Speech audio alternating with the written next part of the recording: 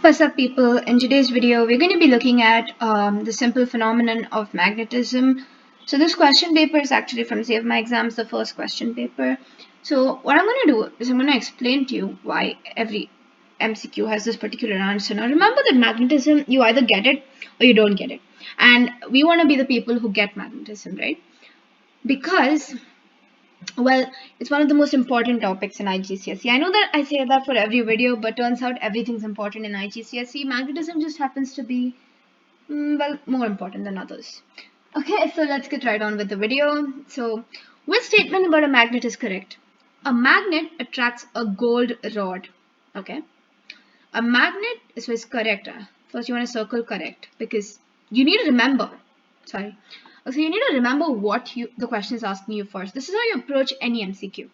Now, a magnet does not attract a plastic rod. That is correct. A magnet never repels another magnet. What? It does. A magnet sometimes repels an unmagnetized nickel rod. No, that's wrong. A magnet attracts a gold rod. Now, is gold a magnetic material? That's the question. So let's ask ourselves, is gold a magnetic material? No. So a magnet does not attract a plastic rod will become the right answer, which is B. A student wishes to make a permanent magnet. Now you need to remember what they're asking for. So what we're going to do is we're going to underline permanent magnet. She has an iron rod and a steel rod. So iron and steel. Which rod should she use to make the permanent magnet? And is this rod a hard magnetic material or a soft magnetic material? Okay, so whenever you have a permanent rod, you immediately don't have iron. So it's not iron because iron, sorry. So it's definitely not iron. Why is this? Because iron is actually a soft magnetic material, which means that as soon as the magnet is removed, it again demagnetizes and goes back to iron. So it's definitely not iron. So we can remove iron and iron. So it's steel. Now steel is a hard magnetic material. So hard magnetic material, even when the source is removed, they remain magnets. Okay. So what we're going to do is we're going to take C. D is wrong. Two nickel bars are placed close to the north pole of a bar magnet. The nickel bars become magnetized. Alright. Which row states the pole induced at P, the pole induced at Q, and the type of magnetic force between P and Q? Alright, interesting. So now what we're going to see, we know that the nickel bars are magnetized. Now you should remember the most important magnetic materials are cobalt, nickel, and iron. This is very important. So pole induced at P. So we know that this is going to become south if it's attracting because north and south pole attract. So this has to be north. So P will be north. So it can't be C or D. This will become south because north and south attract. We have been told that it's attracting. This is north. So at Q, it's the south pole.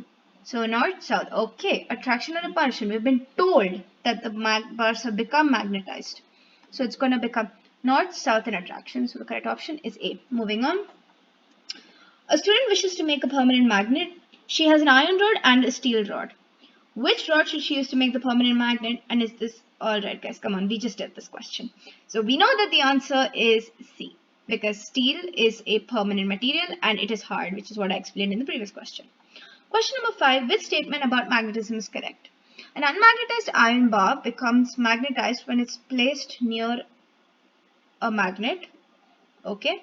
An unmagnetized steel bar can become magnetized by passing a current through it. Yes.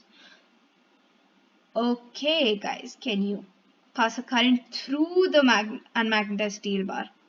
No, you cannot. You know why? Because it has to be in a coil like that. So that's usually how it's done. That. The direction of magnetic lines is from south pole to north pole. We immediately know that's wrong. The north pole of two magnets attract each other. Nope, 5th grade physics.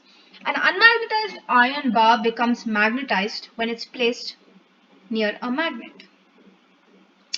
An unmagnetized iron bar becomes magnetized when it's placed near a magnet. Yes. So our correct option is A. Question number 6. In which pair are both materials magnetic? Aluminium and copper. Nope. Copper and iron? Nope. Iron and steel?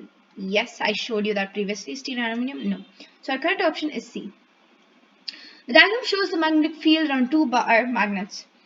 Which diagram shows the poles of the magnet? Okay, now look over here. You can see that these two are repelling each other. These two are let's go back. Okay, so these two are repelling each other, which means these two have to be the same pole, right? So it can't be south and north, so definitely not. It's not south. It could be south and south, sorry. So it can't be north and south, so it's definitely not these two. We can see that it's entering over here, right? So this is the south pole and it's entering over here. So it's the south pole. So this is north pole, north pole. So we know that. So let's look at the diagram which corresponds. C is the correct answer. It's not this because it's coming in. So we need to know that the magnetic field lines always start from the north pole and end at the south pole. The diagram shows an apparatus that could be used to make a magnet. Which metal and which power supply are used to make a permanent magnet? I told you that iron gets demagnetized, and steel. Yes, steel. That's correct. Now, can you make a magnet with an AC current supply? Definitely not. So you need to remember that magnetic material can only be magnetized with a DC current. Let me show you why. Now, inside each magnetic material are tiny particles, right?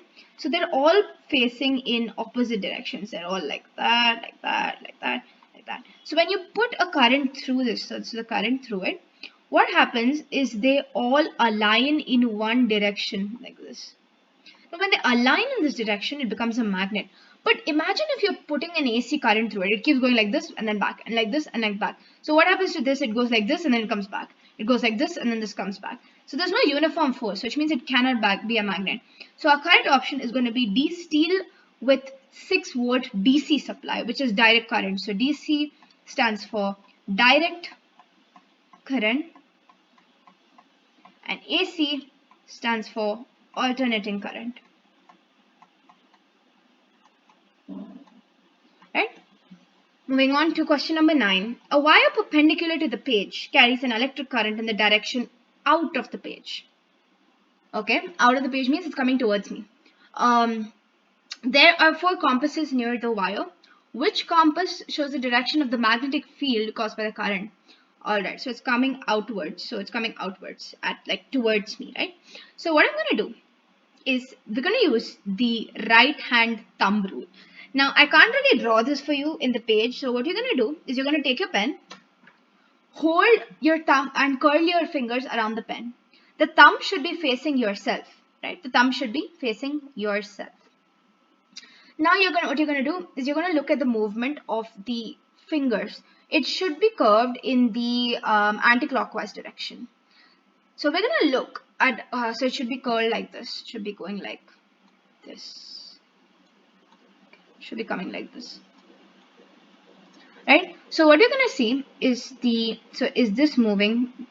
It's going upwards, up. Direction of the magnetic field. Now this shows that it's going outwards, which is completely wrong. No, definitely not. This shows it's coming this way. C shows that it's going upwards. B also shows that it's going upwards. So at this point, it's actually turning this way. It's coming downwards at this point. At this point, it's again turning. So the correct option for this would actually be A,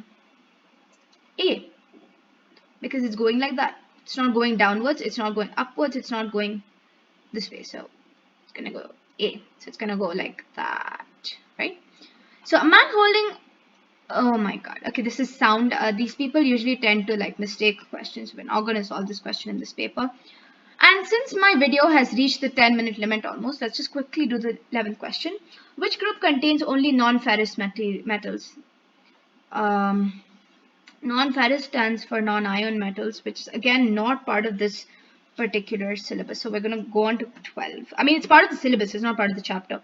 An electromagnet with a soft iron core is connected to a battery and an open switch. Soft iron core is just above some soft iron nails. The switch is closed and left on for a few seconds and then open. As the switch is closed, the nails jump up. As the switch is open, the nails jump down. Why is this?